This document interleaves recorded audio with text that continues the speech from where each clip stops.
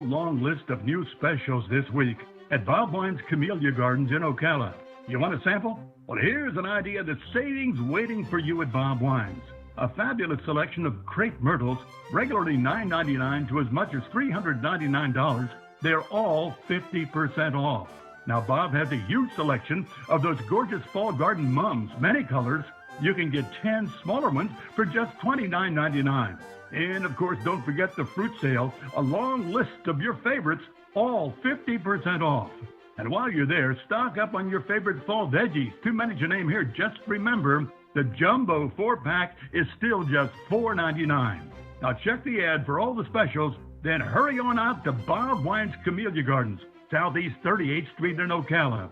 Daily till 4, Saturdays till 3. They're in the same blooming place since 1952.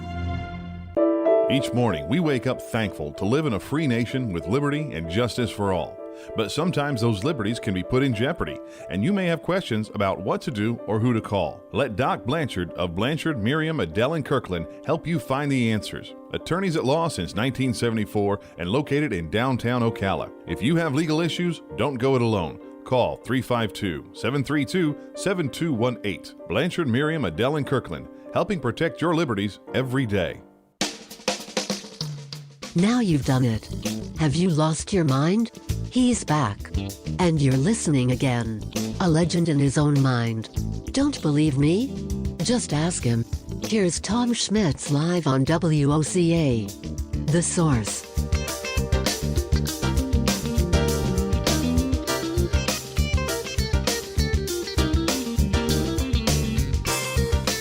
Welcome back to Ocala Talks.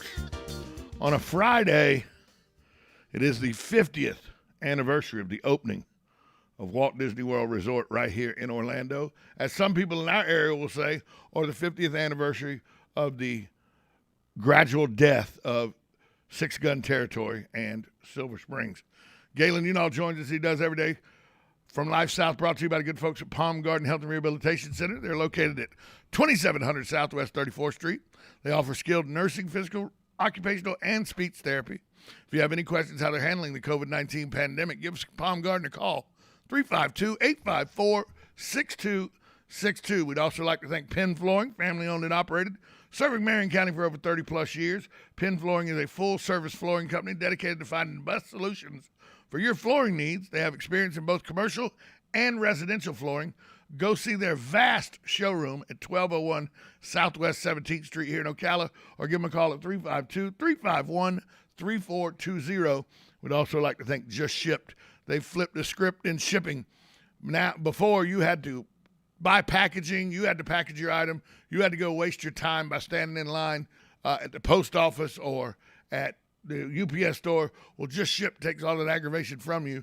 You make an appointment with them for a small pickup fee plus postage. They do all the packaging of your item.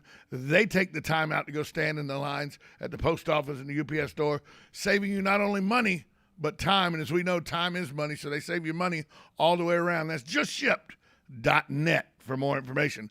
Galen, we were talking off the air, continuing our conversation about high schools that just won't run the triple option. And I thought, if you look at it, you can go back and show that through history, all the triple option does is win national championships.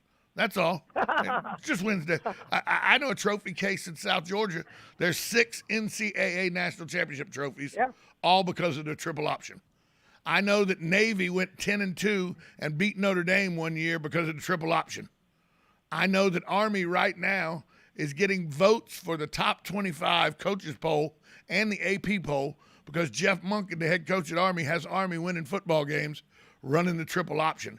It's not an offense that people want to say it's a dead offense. It can still be very effective because it's very hard to defend. Well, and again, it's he's in that dead zone, folks. Hold on, you're in that dead zone. You're back now? Am I back? You're back now. I don't know. Start that over again. All right.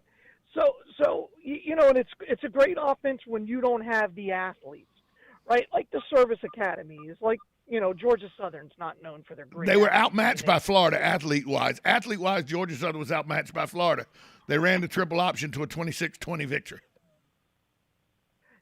Absolutely correct. And so, if you're there have been local coaches who have come in and tried to run it, but you have to be parents on board. Without the parents, you're in trouble. That's why you couldn't run it at places like it would not be effective at Forest High School. Am I off base No, they there? tried. They had a coach before Robin who said, "Yeah, I'm going to run the option," but first of all, he wasn't a good fit. He came in and pretty much pissed off the entire booster club. But you've got to build it and say, "This is what I'm going to run. I'm going to take what I got, and we'll see what we can do with it." And it's going to take, honestly, it takes 2 years to instill that system before everybody fully understands their job. Because you're running two plays.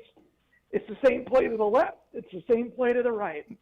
But it's a lot more complicated than you think. There's 3 plays. There's one up the middle. There's the pitch to the left, the pitch to the right, and the dive play to the fullback up the middle. Correct. And the play that gets you, people don't realize the play that gets them isn't the pitch to the left, isn't the pitch to the right, isn't the quarterback keeping the ball as he bootlegs and doesn't pitch because the defensive end goes out after the running back, so he's able to turn up the field. The biggest play that you hit almost exclusively because people let their discipline down, and this is what people hate about this offense, is it's boring. Dive play in the middle, 1 yard. Dive play in the middle, 1 yard. Dive play in the middle, 1 yard. Dive play in the middle, 1 yard. Dive play in the middle, 96 yards, touchdown. Because they get lackadaisical and they get lazy on that interior line, and then all of a sudden your fullbacks bust. Adrian Peterson, not Ohio's Adrian Peterson. I mean Oklahoma's Adrian Peterson, but Mike Peterson, correct. Florida Gator great Mike Peterson's little brother, Adrian Peterson, played at Santa Fe High School. He played the fullback position at Georgia Southern, which is really the marquee position in football on that offense. And he was all world. You go back and watch some of the YouTube videos of Adrian Peterson runs while he was at at Georgia Southern University. He used that to parlay into a pretty good, 12-year NFL career with the Chicago Bears. So, people say, well, when you're in that kind of offense, you can't make it in the NFL. I don't know. McKinnon's in the NFL right now and doing pretty well. He ran that offense at Georgia Southern. Adrian Peterson played 12 years for the Chicago Bears. He ran that offense at Georgia Southern. There's quarterbacks at Georgia Tech and that are playing receiver now and all that ran that at Georgia Tech. It's not people say, well, that offense doesn't go to the next level. That's not accurate. Well, but again, you have to just go for it. As a school, I mean, again, you do have to sell all out. You have to sell out and just dedicate to that offense. You do. And by the way, you can't have to it. You can't say we're going to run it sometimes. No.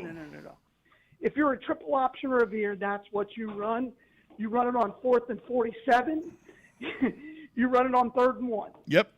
You just wear it out. And again, if I'm a team like Lakewood, we're never going to punt. I say that at the beginning of the season. Well, we don't punt. Who was the guy was it in Oklahoma or Iowa or somewhere where the high school coach, he's won numerous states, number of state championships. He's always winning. He took a team that hadn't won a football game in 3 years. They never punt. They go for everything on 4th down. They never kick field goals. All they do is go, go, go. And I think he's won, like last count, 8 or 9 state championships with that mentality, because probability, mathematics will tell you going for it on 4th down makes a lot of sense. People don't realize that, but the mathematics of it says it makes perfect sense. Yeah, and again, why not if you're a team that historical struggle?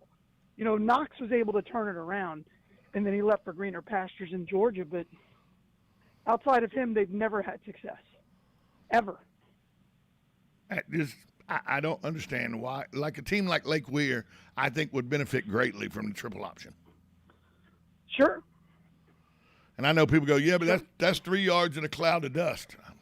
So? Just telling you, it's won a lot of football games. So? Correct. And now with people so pass happy and spread happy.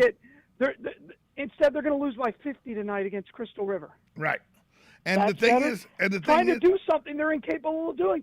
They can't complete a pass. and the thing is, because nobody back in the 60s, 70s, 50s, 60s, 70s, everybody ran some form of the option. But this is 2021. What the service academies pretty much are the only teams that run the triple option now at the 1A level. Well, Georgia Sure. Southern still does, and they're Sure. in the Sun Belt. Although don't get me started on that. But the service academies and the service academies do pretty well, I think, on a regular basis because nobody knows how to defend it because nobody sees it. It's absolutely correct. It's one of those. If you're not it's disciplined to stop it, unbelievable if you're not disciplined to stop it, you will be embarrassed by the triple option. The fact that Lake Weir and some of the schools in this county that don't have the athletes that they need to compete, they could compete running that offense, I believe. It's worth a shot, isn't it? That's all I'm saying. But again, go in saying, all right, this is what we're going to run. Make it very, very clear from the get-go so that if people don't want to be a part of it, they don't have to be a part of it. You know, you can go anywhere you want. And you make that decision and say, this is what we're going to run. This is what we're going to run, and let's go see what happens. I agree But with you. But again, if you're a wide receiver, you probably don't want to play there. Probably not. Although I believe Megatron made a pretty good living as a wide receiver in the NFL, and he played at Georgia Tech as the only receiver on that team, on a team that ran the triple option. So, you know, he did pretty well, but that's the exception, not the rule. I know that that's the exception, not the rule. Hey, Galen, let's switch gears, veer away from sports. I got to ask you because you do run a very large employee-based business, and yesterday, minimum wage went to $10 an hour, mandated by a constitutional amendment. It will go up every year $1 until it reaches the precipice of $15 an hour.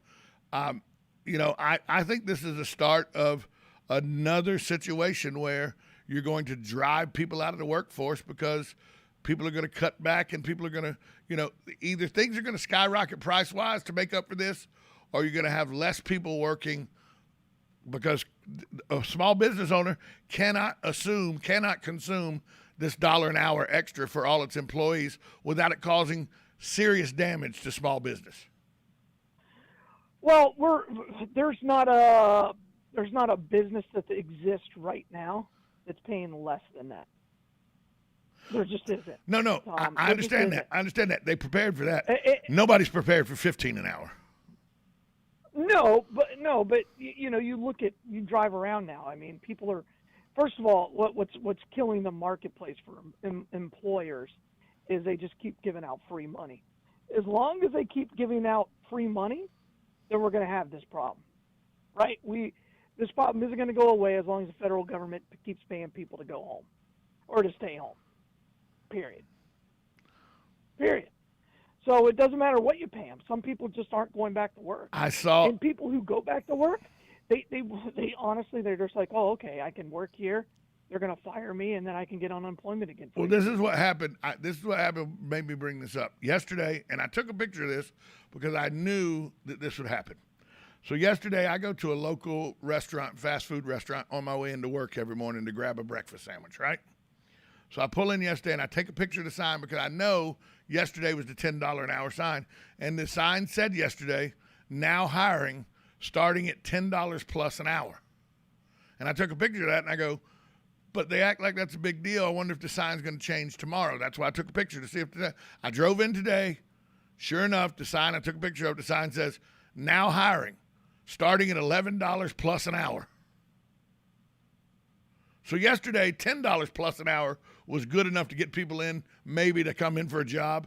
But now that minimum wage is $10 an hour, they've upped their hourly rate that they're starting at this restaurant by $1 an hour, hoping to woo potential employees. One day, everything adjusted by $1 everywhere across the board. Sure. And you know, when you drive by and you got a Hardee's, saw a Hardee's that they were starting at $14 an hour. You don't think that's going to make that whatever burger they sell more expensive? Oh, of course it is. The meal at, let's take the meal, at the Golden Arches, okay?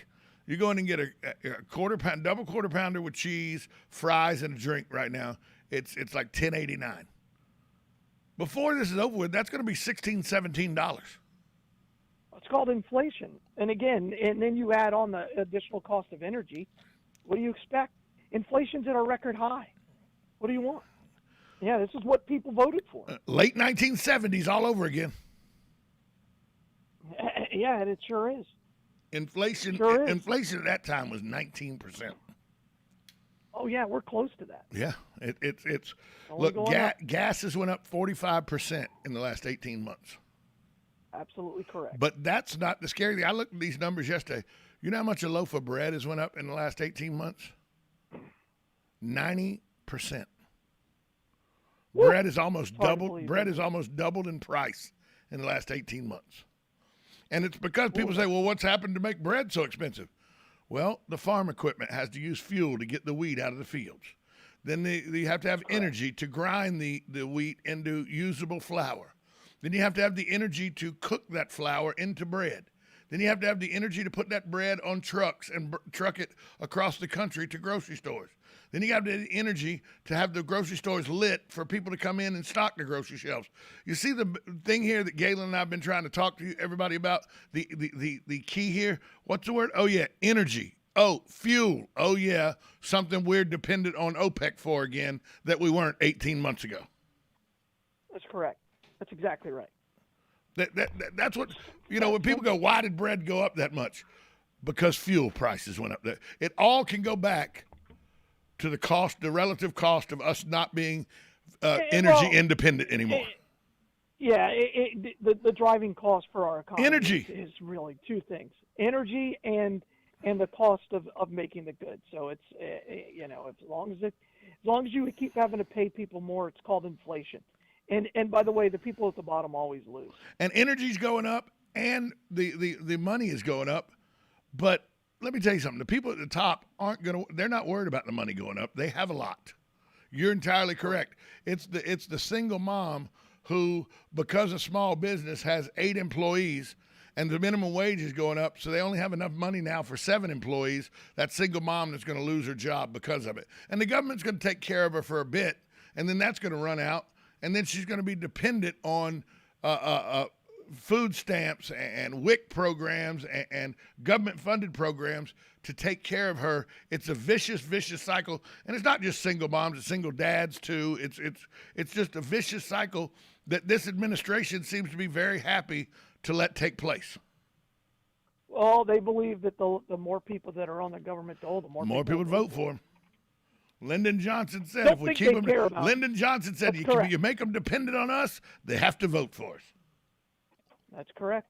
He wasn't wrong. And that's not arguable. That's fact. Lyndon Johnson's on tape saying that. Ken Burns does a great job with his historical stuff. And that was on one of his Ken Burns 10-episode thing about the 60s back on PBS. Worst president of the last 100 years. Him and Carter are neck and neck. No. See, I would love to agree with you. But as long as Warren G. Harding is still within that 100-year period. Yeah, but he wasn't 100 years. He's not in that 100 years. Yeah, Warren G. Harding was pretty. Yeah, he was. Yeah, he was. He was. 1920 to 1924. Yeah, he was. He's almost out. You're right. He's almost out. Oh, Harding was there. and then if you go history, then we can bring in some real talent. The weakest no backbone president ever was named Andrew Johnson. Just telling you. Sure. He would not stand up to Congress because he was scared of them because they had tried to impeach him for firing his Secretary of the Navy. Well, yeah, it's true. That's true.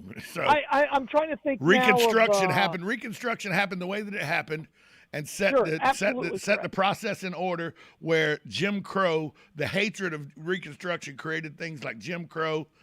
Let the racist have back the podium in the Deep South because of the way that Reconstruction treated the Deep South, and all that can be laid at the foot of Andy Johnson not standing up to Congress. Andrew Johnson, by the way, who was a Tennessean, who did not stand up to Congress and let the vengeful abolitionists in Congress do exactly what Abraham Lincoln feared would happen. That's why John Wilkes Booth did not help this country out, did not help the South out by murdering Abraham Lincoln. He actually hurt the South a lot more than he helped it. And history proves that out. Pierce was pretty bad. Yeah. Yeah, Pierce was not the best. But there was a lot of single-term presidents that weren't very good. But when you talk about their effect on history, Andrew Johnson may have been the one or two worst presidents we've ever had. Well, he's no friend of the Indians. That's for darn sure. No, he was not. And by the way, you want to talk about a racist person who hated the Indians? There's no doubt about it. Andrew Jackson. Absolutely. Andrew Jackson was the worst. If you are of Native American descent, you think of Andrew Jackson the same way blacks think of Jefferson Davis. I true story. I remember when my oldest son Caleb, he goes, "Dad, I learned about Andrew Jackson today," and I just started nodding my head. He goes, "Wow, that guy was terrible." I said, "Yep, he was the worst." The only good thing he did, the only thing he did was destroy the National Bank. I guess, Although that led to them creating the Federal Reserve. So are we really better off? I mean, what are we talking about? I mean, but he destroyed the federal government being in charge of banks. You know, sure. Where they owned banks, where all the banks were federal banks. At least he got rid of that. Sure. Yeah, absolutely correct. But other than that, a by the way, a terrible person. Just not a good person. You know, but he was a Tennessee frontierman. He grew up a hard life, a real difficult life. First territorial governor of the state of Florida, by the way. A lot of people may not know that. I didn't know that. First territorial governor of the state of Florida. And, there's a movement in Jacksonville right now to change the name of Andrew Jackson High School because Andrew Jackson was such a bad person. So they want to change the name Andrew Jackson High School. And I go, so are you going to be okay with that? Okay, wait. Okay, so if you're okay with that, are you going to change the name of Jacksonville? Yeah, it's fair. Because it was named after Andrew Jackson. Well, Forest High School here was named for the forest itself. It was named for the Ocala Forest. Oh, Nathan B. Forest. With the two R's. Nathan B. Forest High School changed its name to Westside High School years ago. Oh, I didn't know that. Oh, yeah, it's gone. Nathan B. Forest High School's gone. You used to do a lot of high school football games there. They were good back then. I was supposed to, at one time, I was living in the district to go to Nathan B. Forest High. And then we moved to Callahan. So lucky for me, I didn't have to go off to Firestone Road right there off 103rd. I know exactly where it is really well. I went to Jeff Davis Junior High, which no longer is called Jeff Davis Junior High, by the way. That's correct.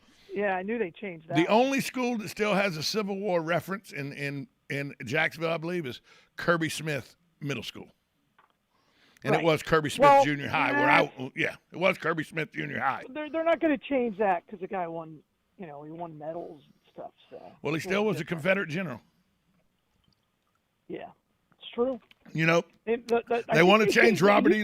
They want to change Robert E. Lee High School. Yeah, they used to be the Kirby Smith Complex, and I think they just keep it now. No, the Kirby Smith Complex is in Gainesville. That's what I mean. Yeah, the Kirby Smith Complex is in Gainesville. Kirby Smith Middle School is in Jacksonville. Oh, okay. There you go. Right. All right. I knew there was one somewhere. Yeah. So, but yeah, people want to change Andrew Jackson High School. Okay, I'm perfectly okay with that because he was a horrible human being. But what are we going to do to the city of Jacksonville? Change it back to Calford? It's fair. Because before it was called Jacksonville, it was called Calford. COWFORD. Named after a Civil War, right? General Gaines. General Gaines, exactly. I mean, we're going to change this back to Hogtown. Well, that's what I'm saying. That's the slope that people don't realize you go down when you start taking monuments down and changing school names and everything. What are we doing? We changing Mississippi's name because it was named the capital of Mississippi was named after Andrew Jackson. We changing that? We it's fair. Sam Houston, he was a a stalwart in the freedom of Texas. He was a Mexican murderer. It's not even arguable. He murdered Mexicans. We changing the name of Houston?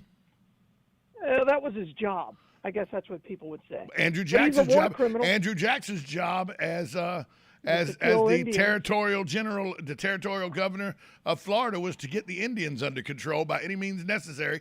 That was his edict from Washington. Absolutely correct. I mean, he was following orders.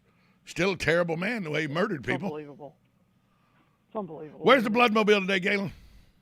Marion Oaks. So check us out there. But as always, we're right there on the boulevard 7 days a week. 1607 East Silver Springs Boulevard. Give the gift of life. Donate blood. Listen to Galen Unall tonight. Bellevue and Springstead. 7 o'clock on the air, 7:30 kick. Galen, talk to you Monday. All right. Bye. See you. We'll be right back after this timeout. 1370 AM, 96.3 FM, WOCA, The Source.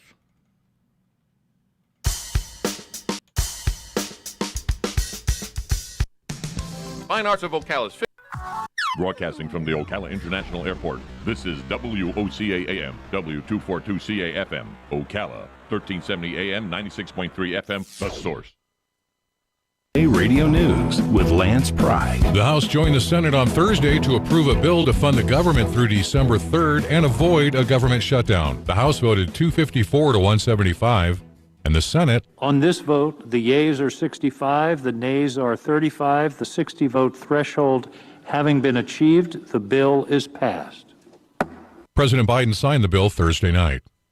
Reuters is reporting Afghan evacuees are walking away from military bases, hosting them as they resettle into the United States. About 700 of them have given up on what is now an open-ended, complex, and completely voluntary resettlement process. In a statement, a U.S. Department of Homeland Security spokesperson declined to comment on the figures provided to Reuters. But the people who had left the bases generally had ties to the United States, like family members of friends and resources to support themselves. USA Radio News. Remember when California was the Golden State? Not anymore. Soaring crime, overregulation, and high taxes are forcing taxpayers to flee. Now, Newsmax's Rob Schmidt looks at what happened in his special series, California. It's over. Rob walks on the Reagan Ranch with Governor Kristi Noem, and he talks to the insiders and reports from Los Angeles. Find out why you need to be worried, because California's mess may soon be coming to your state. Watch Rob Schmidt on Newsmax at 10 p.m. Eastern. Newsmax is on every major cable system. Just check your cable guide. If your cable system doesn't carry Newsmax, call your operator or switch to a service that does. Get Newsmax on most streaming services like Samsung, Roku, Pluto, or Xumo. Or download the free Newsmax app on your smartphone. It takes just seconds, and you can watch